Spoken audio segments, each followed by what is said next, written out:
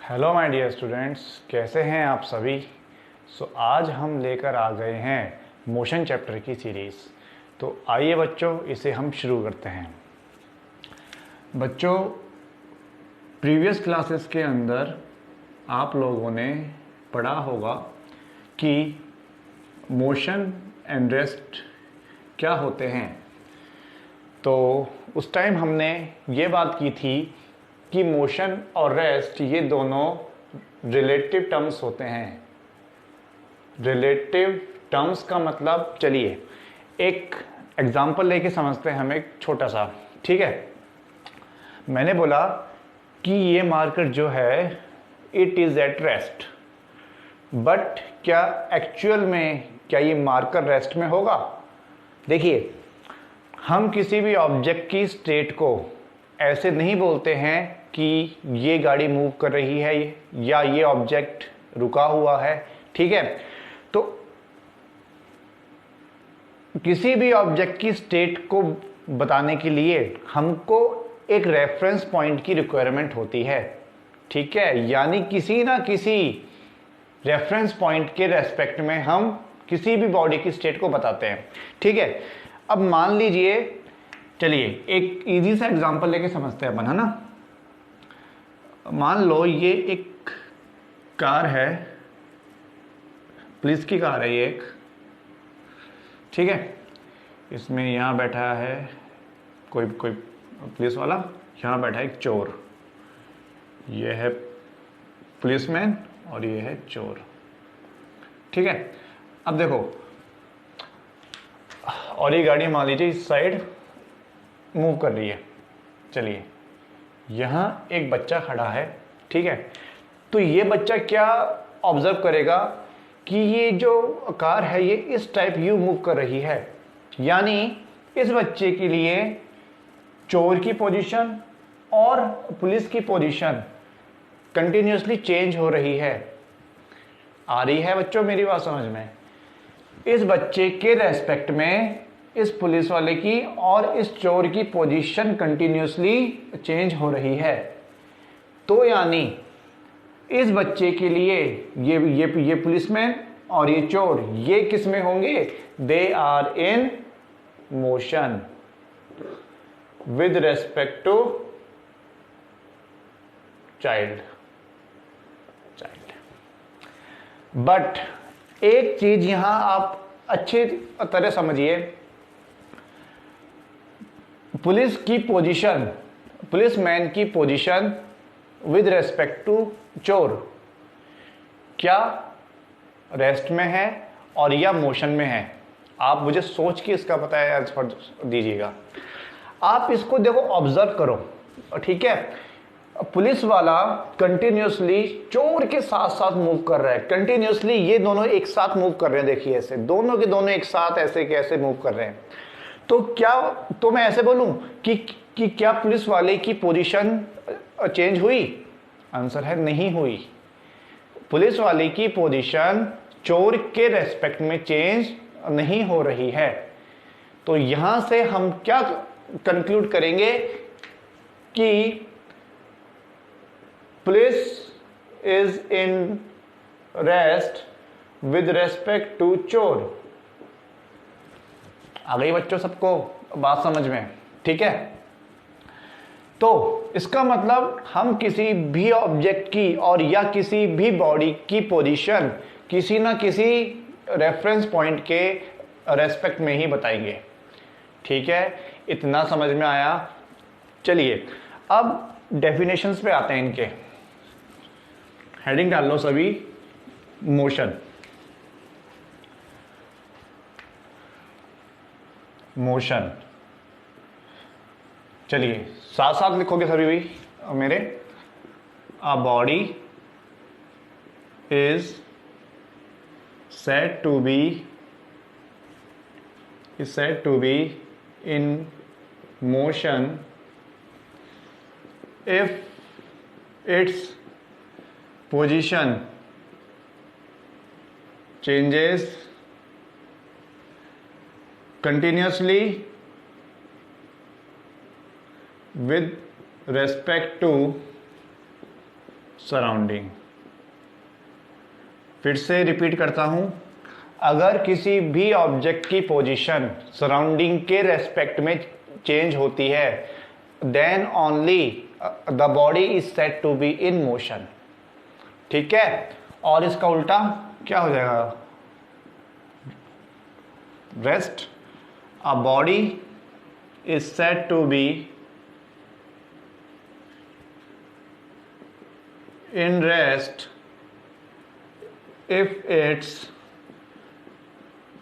position does not change with respect to surrounding। चलिए, सबसे पहले इतना नोट कर लीजिए, ठीक है, फिर हम थोड़ा सा आगे और मूव करेंगे। चलो, सबसे पहले इतना फटाफट से नोट कर लीजिए आप। कर लिया? चलिए आगे मूव करेंगे थोड़ा सा। हेडिंग डालो बच्चों, डिस्टेंस एंड डिस्प्लेसमेंट। इसको भी मिटा देता हूँ। डिस्टेंस एंड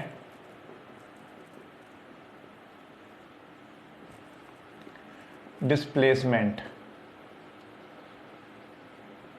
बच्चों, ये दोनों टर्म्स आपस में बहुत ज़्यादा सिमिलर है, ठीक है। तो आइए समझते हैं इनको। देखिए, मान लीजिए ये कोई पॉइंट है ए, ठीक है, ये कोई पॉइंट मैंने यहाँ पे बना दिया है पी, ठीक है जी।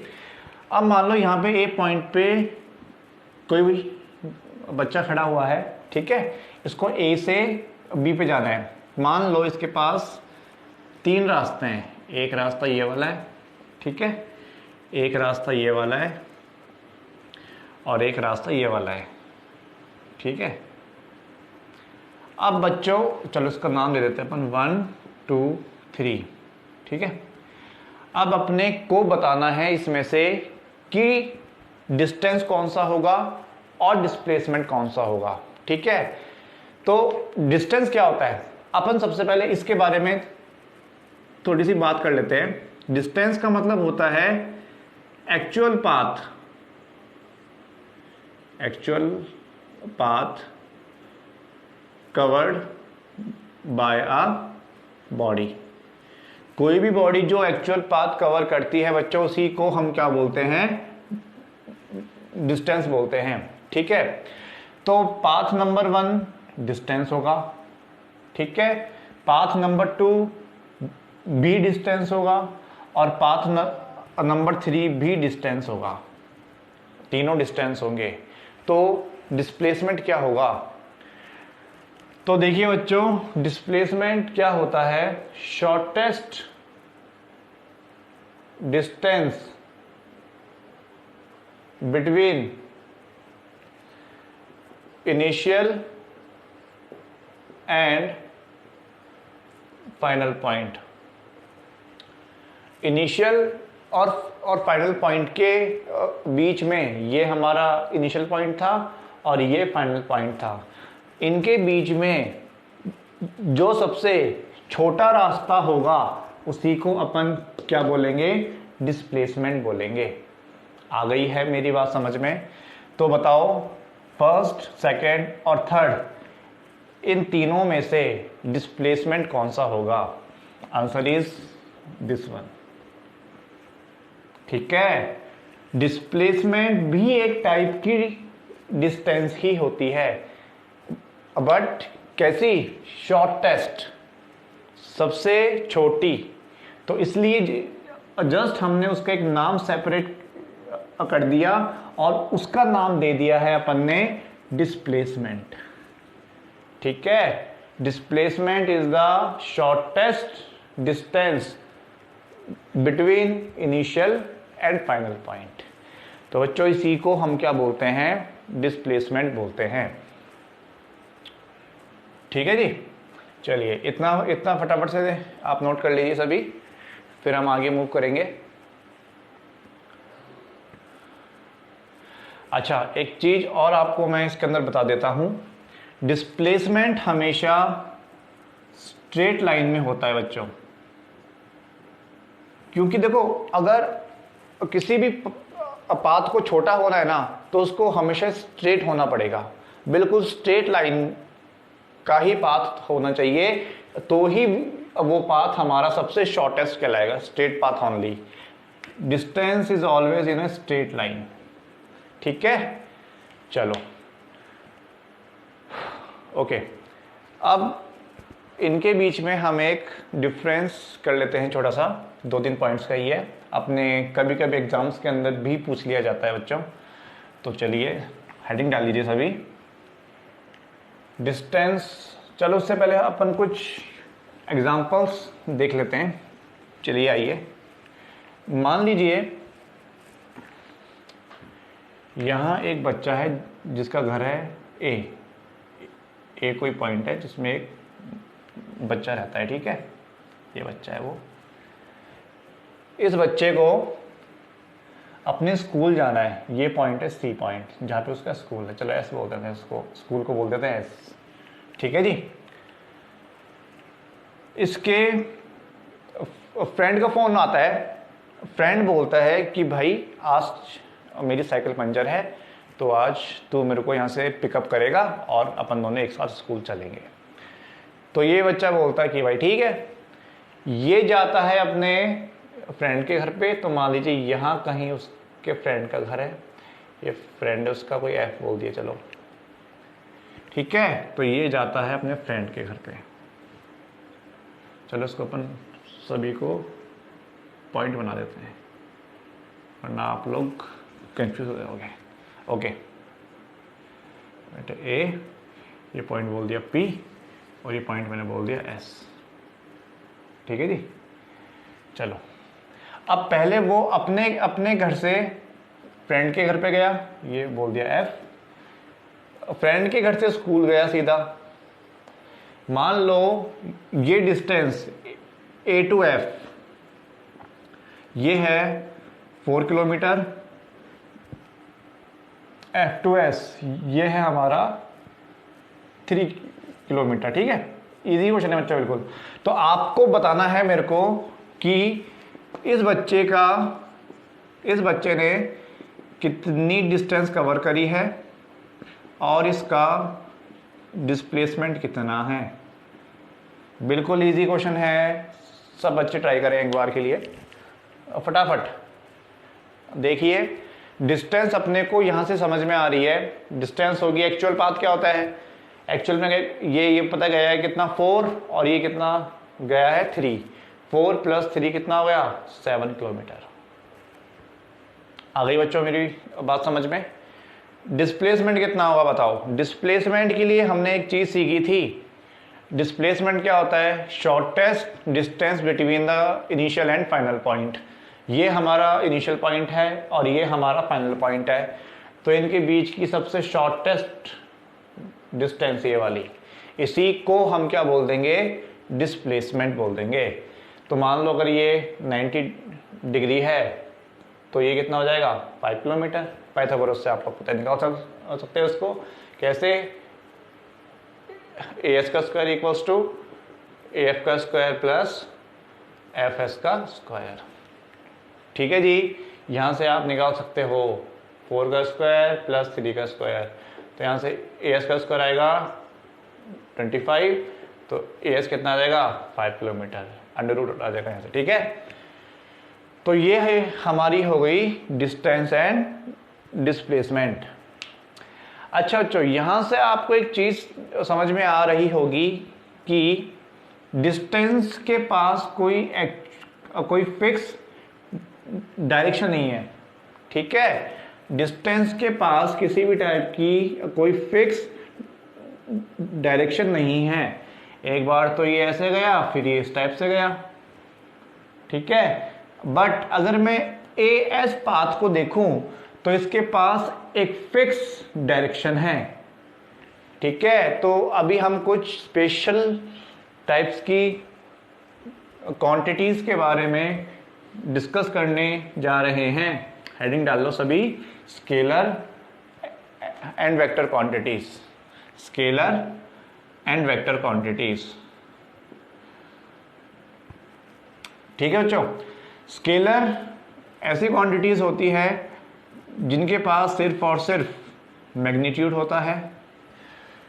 वेक्टर एक ऐसी क्वांटिटी होती है जिनके पास magnitude as well as direction भी होता है। अब मैग्नीट्यूड का मतलब क्या होता है, मान लीजिए अज्यूम कर लो आप एक शॉप पे गए चीनी लाने के लिए, ठीक है। दुकानदार को आपने बोला कि भैया 5 किलो चीनी दे दो। वो जो 5 किलो है ये क्या है, मैग्नीट्यूड है, अमाउंट किसी चीज का, ठीक है। इसी को हम क्या बोलते हैं, मैग्नीट्यूड बोलते हैं, ठीक है। अगर मैग्नीट्यूड के साथ डायरेक्शन भी आ जाती है तो उन्हीं क्वांटिटीज को हम क्या बोल देते हैं, वेक्टर क्वांटिटीज। जैसे कि यहां पे ऐसा ही कुछ हुआ था, डिस्टेंस के पास कोई फिक्स डायरेक्शन नहीं थी। एक बार वो स्टेप से मूव हो रहा था, फिर वो एक स्टेप से मूव हो रहा था, ठीक है। डायरेक्शन थी बट कोई फिक्स डायरेक्शन नहीं थी उसके पास। तो इसलिए हम क्या यहां से बोलेंगे कि distance is a scalar quantity. Distance is a scalar quantity whereas displacement is a vector quantity. Displacement के पास क्योंकि एक फिक्स डायरेक्शन होती है, इसलिए उसको हम क्या बोल देते हैं, वेक्टर क्वांटिटी बोल देते हैं, ठीक है। तो चलिए फटाफट से नोट डाउन करिए सभी। अब आगे हम लोग स्टार्ट करने जा रहे हैं differences between distance and displacement. Heading डाल दो सभी बच्चों, डिस्टेंस एंड डिस्प्लेसमेंट, डिफरेंसेस, है ना। अब देखिए एक साइड मैंने लिखा है डिस्टेंस और एक साइड मैंने लिखा डिस्प्लेसमेंट। डिस्टेंस के बारे में अभी हमने बात की थी। डिस्टेंस क्या होता है बच्चों, actual path covered by a body. Displacement क्या होगा, shortest path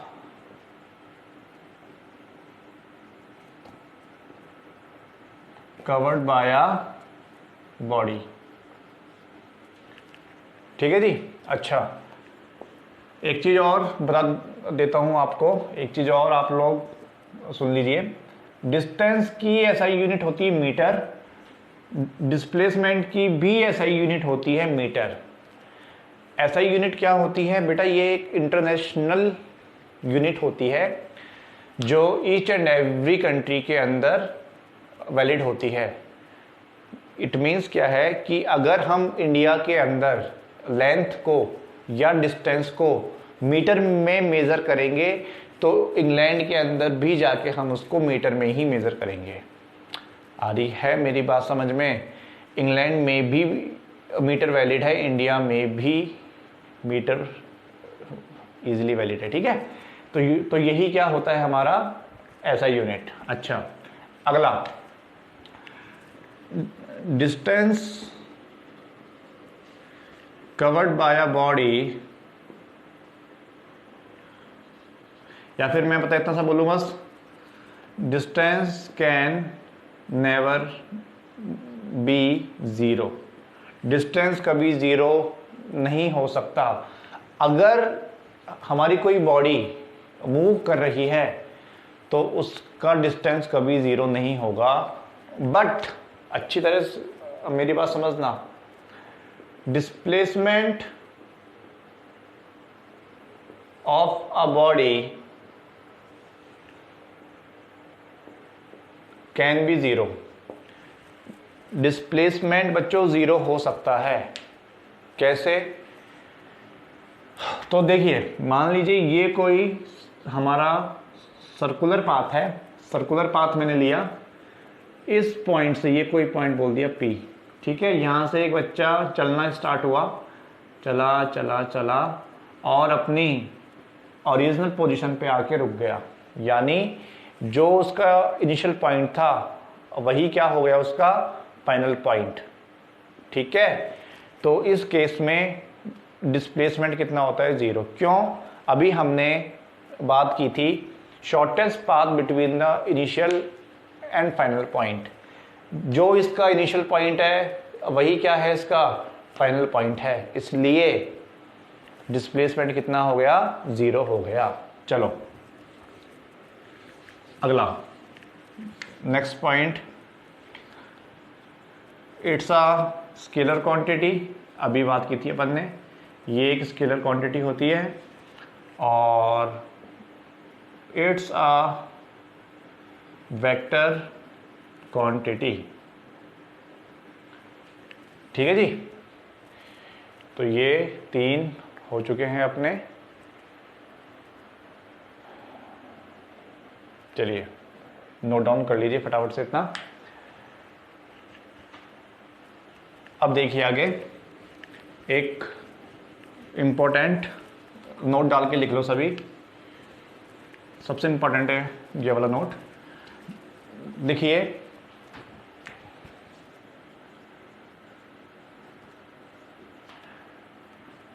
displacement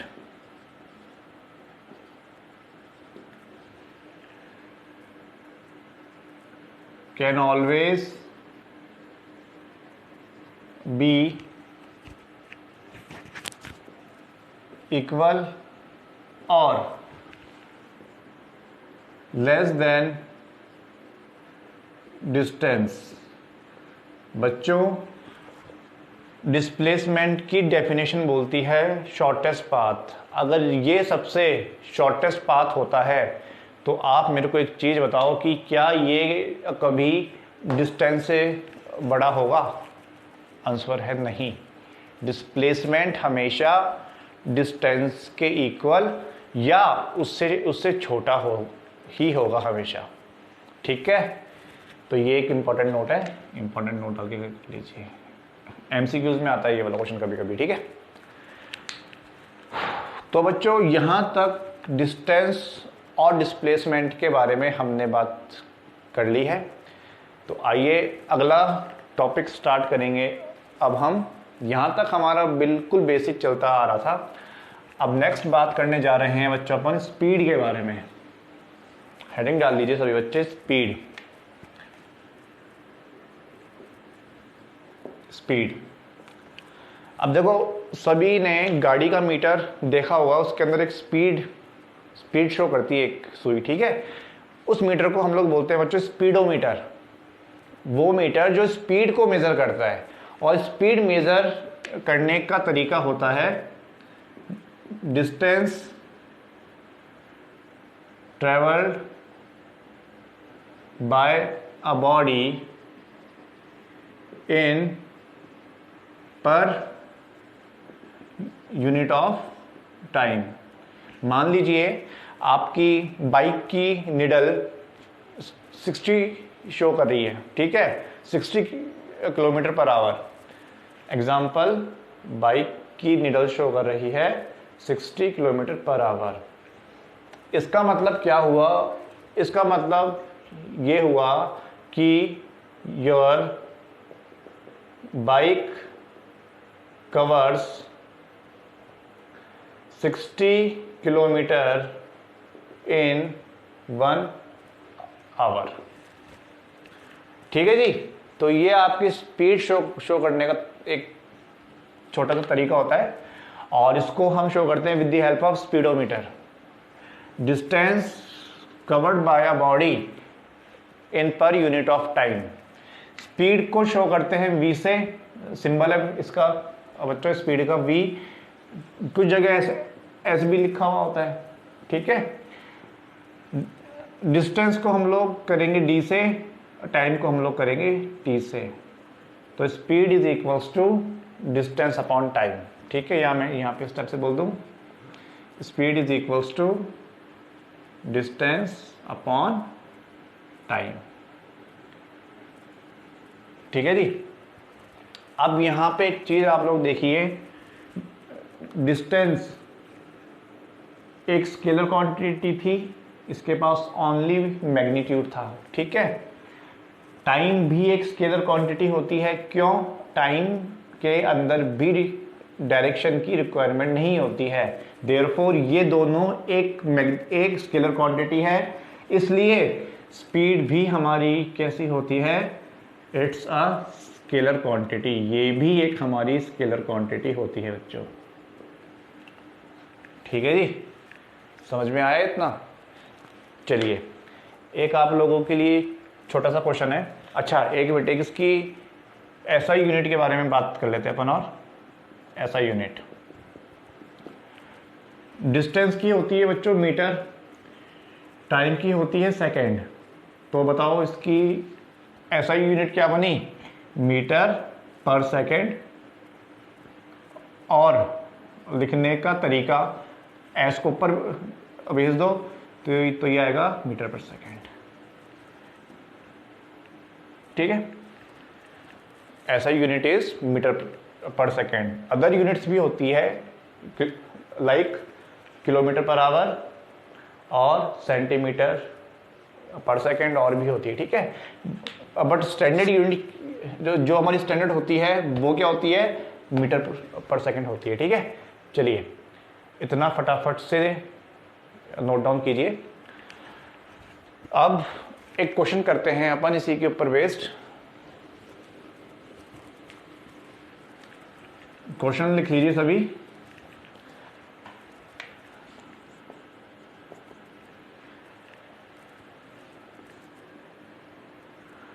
A body covers 100 meter in 20 seconds. Calculate its speed. ठीक है जी, इजी सा क्वेश्चन है, आप इजीली सॉल्व कर सकते हैं इसको, ठीक है। देखिए ये कुछ ऐसा है, speed is equals to distance upon time. Distance कितना है बच्चों? 100 और टाइम कितना है? 20। काटा तो ये कितना आएगा? 5 मीटर पर सेकेंड। इतनी किसकी स्पीड है, ठीक है। चलो एक ट्रिक बताना चाहूंगा आपको, छोटी सी है, देख लो। अगर स्पीड किलोमीटर पर आवर में गिवन हो और आपसे ये स्पीड मीटर पर सेकंड में पूछ रहा हो तो क्या करना है आपको? सिंपल सा, मान लो यहां लिखा है कुछ x kilometre per our, x kilometre per our, x कुछ भी है, ठीक है। तो इस x को मल्टीप्लाई कर देना है आपको किससे? 5/18 से, ठीक है। जब आप इस x को 5/18 से मल्टीप्लाई कर दोगे, अब ये स्पीड किस में बन जाएगी? मीटर पर सेकंड में, ठीक है। अगर मीटर पर सेकंड में दिया हुआ हो और आपसे किलोमीटर पर आवर में पूछ ले, तो आपको मान लो ये कुछ x लिखा है, तो इसको आपको इसका पता उल्टा कर दो, 18/5 से मल्टीप्लाई करना है, और अब ये किस में बन जाएगा? किलोमीटर पर आवर में, ठीक है। समझ में आया इतना? ये सबसे इंपॉर्टेंट चीज है बच्चों, ये अपने क्वेश्चंस में बहुत ज्यादा काम आएगी, ठीक है जी। अब देखिए आगे, चाहो तो तुम इसको अपने आप भी सॉल्व कर सकते हो। कैसे? देख लो एक बार बच्चों, ये देखो, ये लिखा हुआ है x kilometre per our, x kilometre per hour, ठीक है। x इंटू किलोमीटर को अगर मीटर में करना है तो मैं क्या लिखूंगा? 1000 अपॉन आवर्स को सेकंड में करना है तो मैं क्या लिखूंगा? 60 इंटू 60। इसको सॉल्व करने पे जो आपके पास आएगा, काटा काटा इसको किया, 2 3 जा 6, 2 5 जा 10, ठीक है। तो ये आपका कितना आ गया? x इंटू 5/18, ये कुछ स्टेप्स आता है, ठीक है। चलिए एक और क्वेश्चन नोट करिए आप लोग।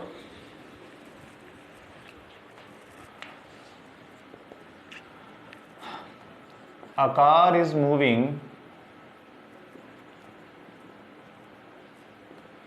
with a speed of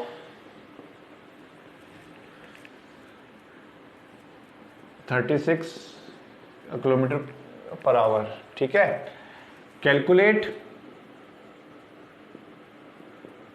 it's speed in first one metre per second, second one centimetre per second, ठीक है बच्चों। आपको इसकी स्पीड को मीटर पर सेकेंड में और सेंटीमीटर पर सेकेंड में बतानी है। चलिए ये क्वेश्चन करें सभी पॉज करके, ठीक है।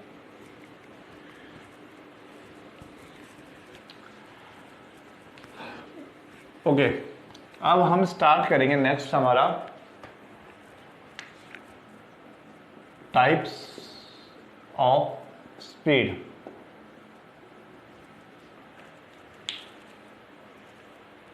Types of speed. चलिए देखो बच्चों, स्पीड के हमारे पास जनरली 4 टाइप्स होते हैं। सबसे पहला होता है uniform speed,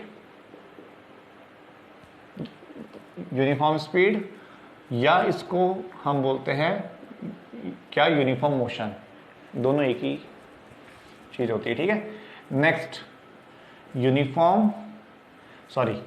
non uniform speed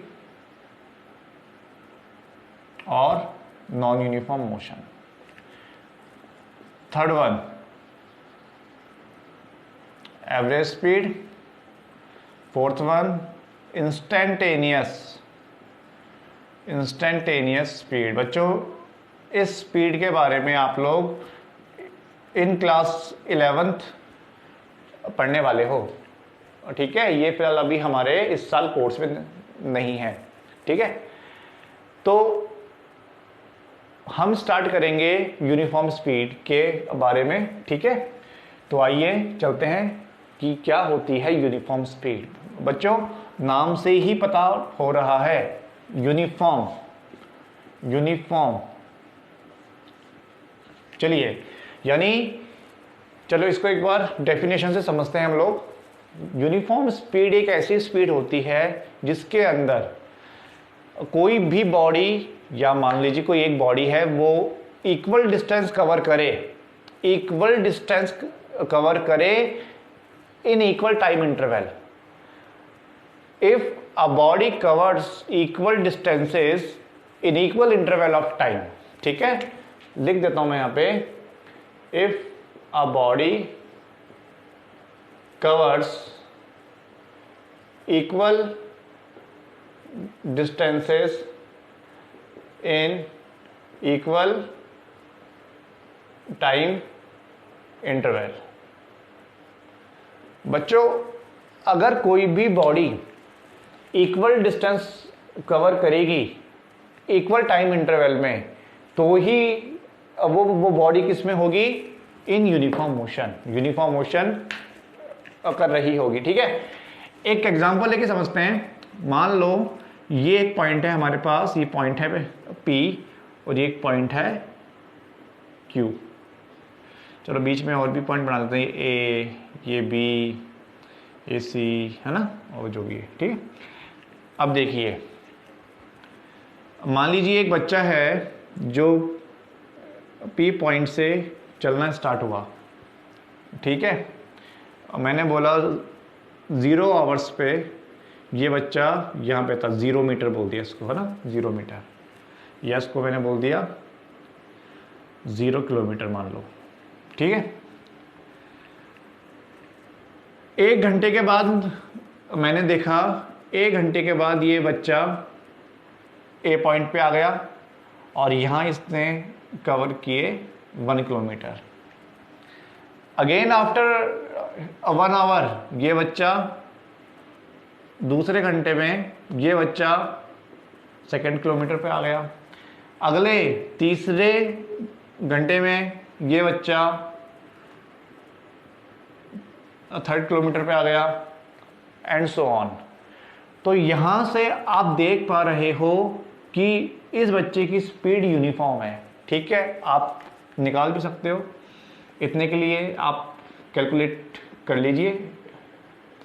ए पॉइंट तक के लिए डिस्टेंस 1 किलोमीटर अपॉन टाइम कितना है 1 आवर, तो स्पीड कितनी आई 1 किलोमीटर पर आवर। ठीक है, ए बी के लिए डिस्टेंस कितनी है 2, टाइम कितना है 2, आंसर अगेन कितना आया 1 किलोमीटर पर आवर। अगेन आगे भी कितना आएगा इसके अंदर 1 kilometre per our.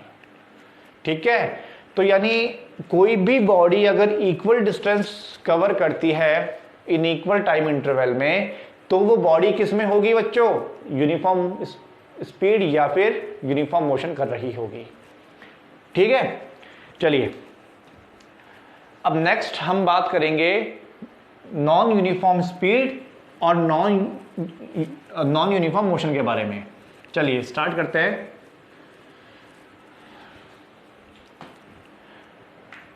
Non uniform speed के बारे में स्टार्ट अब हम करेंगे, नॉन यूनिफॉर्म मोशन। ठीक है, अब देखिए डेफिनेशन क्या बोलती है इसकी। डेफिनेशन बच्चों बोलती है if a body covers unequal distances in equal time interval, if a body covers unequal distances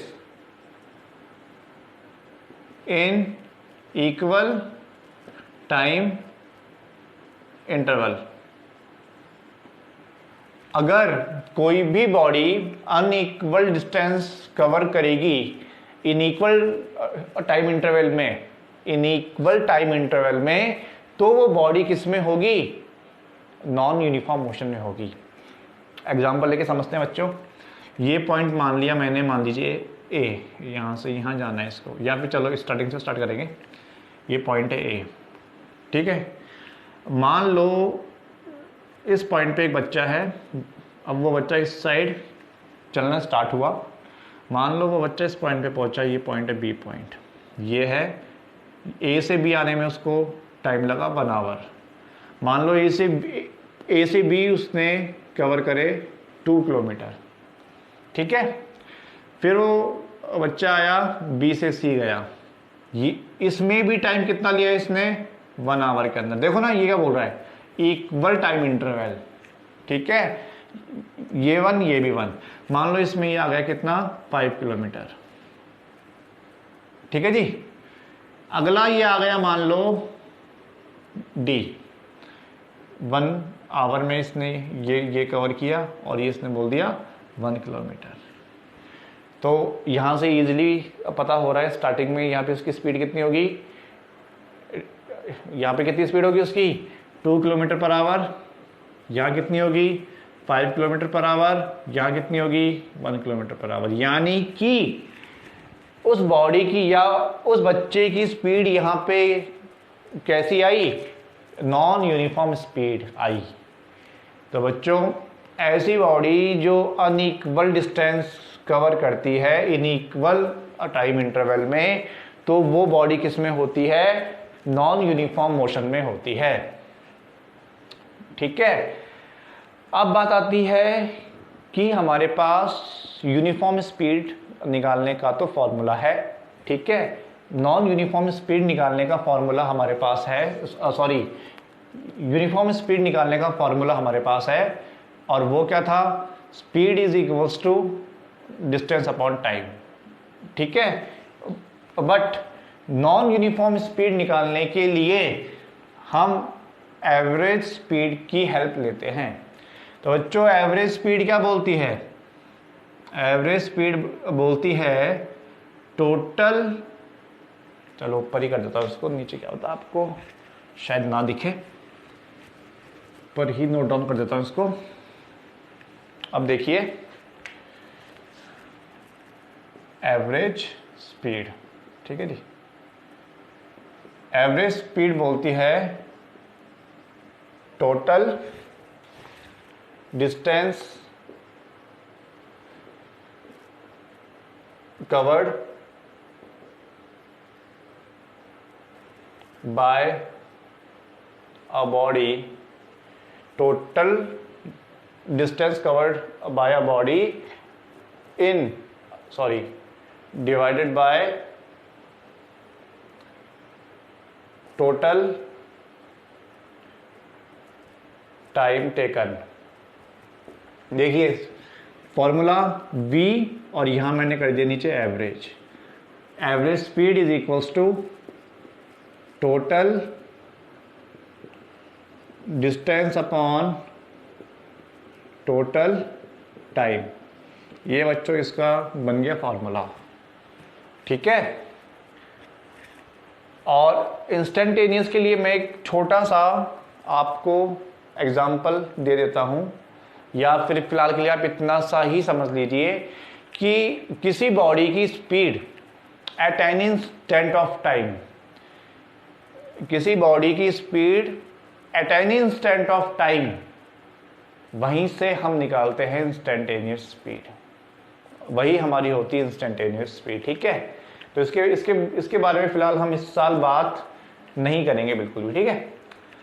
अच्छा, अब मैंने बच्चों एक आपको एग्जांपल दिया था अभी जस्ट, कि मान लीजिए ये एक पॉइंट है ए, ठीक है, यहाँ आया था बी, ये आया था सी, यहाँ आया था डी, ठीक है।